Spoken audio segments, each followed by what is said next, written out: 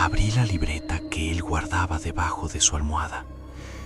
Pensé que iba a encontrar dibujos de caricaturas o superhéroes, pero no.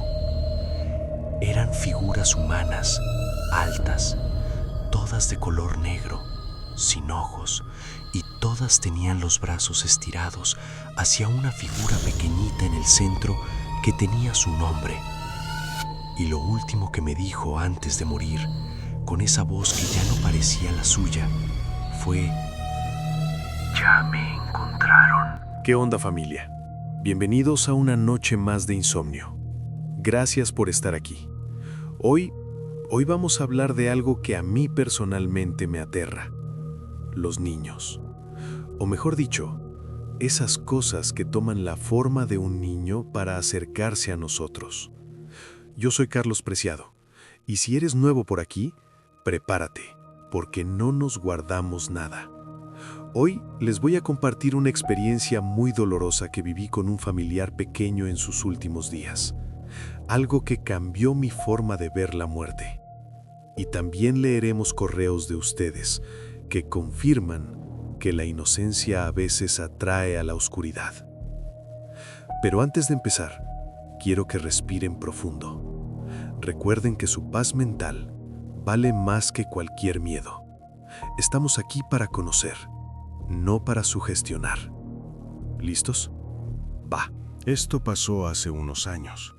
Me tocó cuidar a mi sobrino, Mateo. Él tenía 9 años y lamentablemente estaba en la etapa final de una enfermedad muy agresiva. Mis primos decidieron que pasara sus últimos meses en casa y yo me ofrecía a ayudar en las noches. Desde la primera noche noté algo raro. Mateo se quedaba mirando fijamente a las esquinas del techo, no como cuando uno se queda pensando, sino como si estuviera siguiendo algo con la mirada. Yo pensaba que era la medicación. Un día estábamos solos y me preguntó muy serio: "Tío, ¿tú también los ves?". Le pregunté a quiénes y me dijo: "A los que vienen a buscarme en la noche. No tienen ojos, pero me miran". Se me heló la sangre.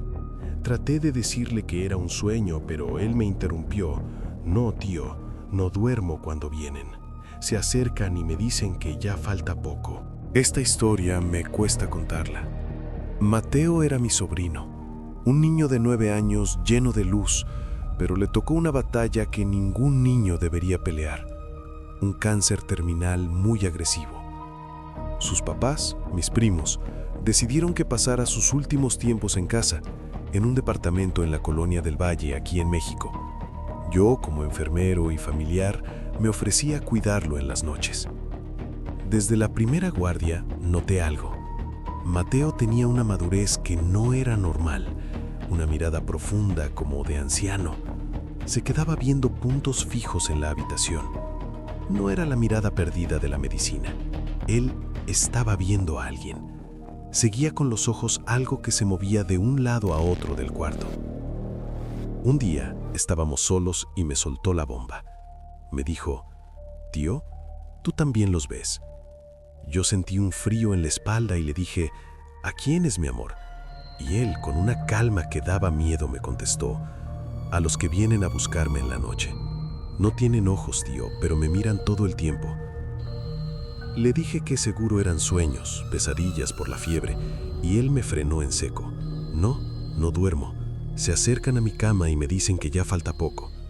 A veces traen gente que yo no conozco, pero que dicen que son mi familia". Lo más fuerte pasó una madrugada. Escuchamos un golpe seco, ¡pum!, en su cuarto. Corrí pensando que se había caído. Mateo estaba en la cama, sudando frío, llorando, señalando la puerta vacía y gritando: "No, no te lo lleves. Tío Hernán, no te vayas con él". Mi primo, su papá, entró y lo abrazó. Mateo no se calmaba. Decía que el hombre de negro, un ser muy alto y sin rostro, había venido por el tío Hernán. Nosotros no sabíamos qué decir. Lo calmamos como pudimos. 3 días después, sonó el teléfono. Era de Veracruz. Mi tío Hernán, que estaba perfectamente sano, acababa de morir de un infarto fulminante mientras dormía, exactamente como Mateo lo vio. Ahí entendimos que mi sobrino ya no estaba solo en este plano. La noche que Mateo murió fue a las 2:19 de la mañana. Escuchamos otro golpe. Cuando entramos, Mateo, que llevaba días sin poder moverse, estaba de pie en medio del cuarto, mirando a la ventana. Giró la cabeza despacito, me vio a los ojos y sonrió. Dijo, «Ya me encontraron», y se desplomó. Su corazón dejó de latir antes de tocar el suelo. Está fuertísimo, ¿no? Y les juro que hasta la fecha sueño con eso. Pero aquí viene mi análisis. ¿Se fijaron que Mateo no tenía miedo al final? Él dijo, «Ya me encontraron», con paz. Yo creo firmemente que cuando una persona, especialmente un niño, está en ese umbral entre la vida y la muerte, el velo se rompe. Se vuelven como antenas. Pueden ver lo que nosotros, con nuestro ruido mental, no vemos. Lo que me inquieta es, ¿quiénes eran esos seres sin ojos? Mateo los dibujó en una libreta que encontramos después. Eran figuras oscuras.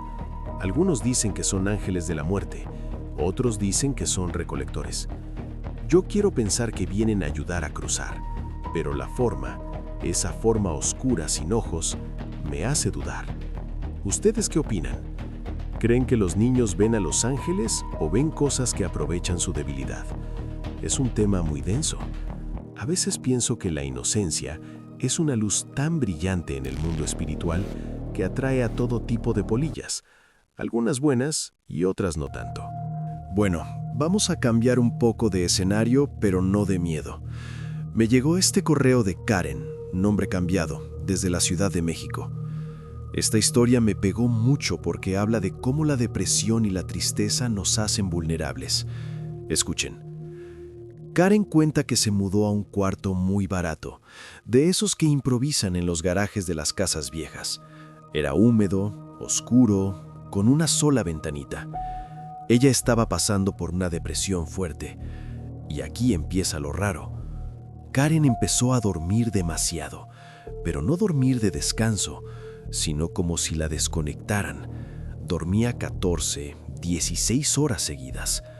Un día, su mejor amigo fue a buscarla. Estuvo tocando la puerta, gritando su nombre, golpeando la ventana por horas. Karen estaba adentro, pero no despertaba. Dice que entre sueños escuchaba los golpes muy lejos, como si estuviera bajo el agua, pero su cuerpo no respondía. Lo más escalofriante era la luz. Ella juraba que apagaba la luz antes de dormir, pero siempre, sin falta, despertaba con la luz encendida. Empezó a tener un sueño recurrente. Soñaba que en la esquina de su cuarto, donde la oscuridad era más densa, había una niña con una bata antigua, sucia, transparente. La niña no tenía rostro definido, era como una mancha y le transmitía un miedo puro a la oscuridad. En el sueño, la niña le rogaba, «Prende la luz, préndela, tengo miedo». Y Karen, en el sueño, obedecía. El clímax fue cuando su mamá vino a visitarla. Se quedaron a dormir juntas. A mitad de la noche, la mamá despierta a Karen a gritos, sacudiéndola. Karen reacciona y se da cuenta de que está de pie, junto al interruptor de la luz. Su mamá estaba llorando, aterrorizada. Le dijo, «Hija, ¿qué te pasa? Llevas 10 minutos prendiendo y apagando la luz como loca, frenéticamente, y señalas la esquina vacía gritando, es por ella, ella me lo pide». Karen no recordaba nada. Se fueron de ahí inmediatamente. Un primo suyo que le sabe a esto de las energías le dijo algo muy cierto. Karen, esa cosa no era una niña, era un parásito. Te estaba drenando la vida y usaba tu depresión para alimentarse. Si te quedabas un mes más, no despertabas. ¡Qué miedo!, ¿no? Imagínate que tu propio cuerpo te traicione y obedezca a una entidad mientras duermes. Esto confirma lo que siempre les digo. Las entidades parasitarias existen. No son fantasmas de niñas perdidas. Son seres, llamémosles larvas astrales o arcontes, que se disfrazan de algo que te da lástima o miedo para manipularte. se alimentan de bajas vibraciones. Tristeza, depresión, miedo. Karen estaba deprimida y eso fue como sangre para un tiburón. Por eso, raza, es bien importante cuidar nuestra energía. Si se sienten cansados sin razón, si duermen y no descansan, si hay olores raros, aguas, limpien su casa, pongan música alegre, oren, suban su vibración. No les den de comer a estas cosas. Vámonos hasta Colombia con esta historia que nos manda Cristina. Es una historia fuerte, de violencia, pero con un giro sobrenatural impresionante. Cristina creció en una finca muy pobre. Su papá era un monstruo. La odiaba, la golpeaba brutalmente por cualquier cosa. Ella vivía en un infierno. Un día, la paliza fue tan fuerte que Cristina, siendo una niña, corrió al monte a esconderse para no morir. Ahí, llorando en la oscuridad, escuchó risas. Vio a 3 niñas. Estaban vestidas con harapos blancos, muy sucias de tierra, descalzas. Tenían la mirada triste, ojeras profundas. No le hablaron, solo la miraron y se sentaron a su lado. Cristina sintió una paz extraña. Desde ese día, las niñas empezaron a aparecer en su casa. Pero ojo, solo aparecían cuando el papá se ponía violento. Cristina cuenta que cuando su papá le iba a pegar, ella veía a las 3 niñas paradas detrás de él. No miraban a Cristina, miraban al papá y lo miraban con un odio, con una rabia que no era de este mundo. Eran como perritos de presa esperando la orden para atacar. Pasaron los años. Cristina escapó e hizo su vida. Tiempo después, su mamá le avisó que el papá había desaparecido. Simplemente se esfumó. Cristina regresó a la finca para cerrar ciclos. Caminó hacia un árbol viejo, muy grande, donde la tierra siempre estaba seca y nada crecía. Ahí se le aparecieron las 3 niñas. Se acercaron a ella, le tomaron las manos. Estaban frías. Cristina escuchó sus voces en su cabeza, todas al mismo tiempo, diciendo: «Aquí estamos, aquí nos dejó». Cristina entendió todo. Su papá no solo era violento con ella, esas niñas eran sus hermanas o víctimas anteriores que él había matado y enterrado debajo de ese árbol seco. Ellas no eran fantasmas que asustaban, eran sus guardianas, y probablemente ellas fueron las que se encargaron de que él desapareciera para siempre. Uf, piel de gallina. A veces la justicia viene del más allá, ¿no creen? Oigan, quiero invitarlos a que sean parte de esto. Si ustedes tienen una historia así, ya sea de nahuales, duendes o cosas que nomás no tienen explicación, por favor compártanla. Aquí no juzgamos a nadie, aquí les creemos. Manden su correo a realmixhistorias@gmail.com. Es bien importante esto. Si quieren que sea anónima, pongan en el asunto del correo «Me gustaría que fuera anónimo» y adentro díganme si cambio los nombres de sus tías, de sus pueblos o si lo dejamos tal cual. Queremos respetar su privacidad ante todo. Anímense, su historia puede ser la que ayude a alguien más a no sentirse solo en la oscuridad. Y para cerrar, les tengo la historia más fuerte de la noche. Nos la manda Natalia desde Colombia. Esto es la prueba de que no debemos dejar que nuestros hijos jueguen con amigos invisibles. Natalia cuenta que su hija, Sara, empezó a hablar sola desde bebé. Al principio era tierno, pero a los 4 años, Sara le dijo: «Mamá, estoy peleada con Eric». Natalia le preguntó quién era Eric. «Mi amigo, mamá, pero es malo. Se enoja cuando no quiero jugar y me avienta cosas». Las cosas en la casa empezaron a moverse. Juguetes volaban, puertas se azotaban, la niña aparecía con moretones.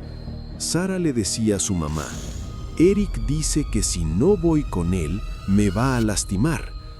La mamá, desesperada, puso medallas, agua bendita, todo. Se mudaron de casa pensando que ahí acabaría, pero Eric lo siguió. Una noche, años después, Sara ya era más grande. Fue al baño en la madrugada. De repente, soltó un grito que despertó a toda la cuadra. Natalia corrió al baño. Encontró a Sara arrinconada en la ducha, temblando, pálida. Sara le dijo: Mamá, entró al baño conmigo. Era Eric, pero ya no era un niño. Le dijo que vio a un niño en la esquina, pero cuando le dijo que la dejara en paz, el niño sonrió y empezó a crecer. Su cuerpo se estiró, se hizo negro como el petróleo. Le salieron cuernos de la cabeza y sus ojos se pusieron rojos como brasas. Esa cosa, con una voz profunda que hizo vibrar los azulejos del baño, le dijo: Tú eres mía y voy a venir por ti cuando estés lista. Natalia buscó ayuda experta y le confirmaron lo peor. Eric nunca fue el espíritu de un niño. Era un demonio de alto rango que se disfrazó de niño para ganarse la confianza de Sara y esperar el momento justo para poseerla. Hasta la fecha, duermen con la luz prendida. Familia, terminamos con el corazón acelerado. Estas historias nos enseñan que no todo lo que brilla es oro y no todo lo que parece un niño es inocente. Pero no se queden con el miedo. Recuerden que su luz, su fe y su fuerza interior son más grandes que cualquier sombra. Si sienten algo raro en su casa, reclamen su espacio. Su paz mental es su territorio y nadie, vivo o muerto, tiene derecho a quitarles eso. Crean en ustedes y protéjanse con amor. ¿Qué harían si su hijo les dice que ve a un amigo malo? Déjenmelo en los comentarios. No olviden suscribirse y activar la campanita. Recuerden mandar sus relatos a realmixhistorias@gmail.com. Y recuerden, estas historias se disfrutan mejor con la luz apagada, conduciendo solo en una oscura carretera y cuando no tienes a nadie a quien abrazar. Chao.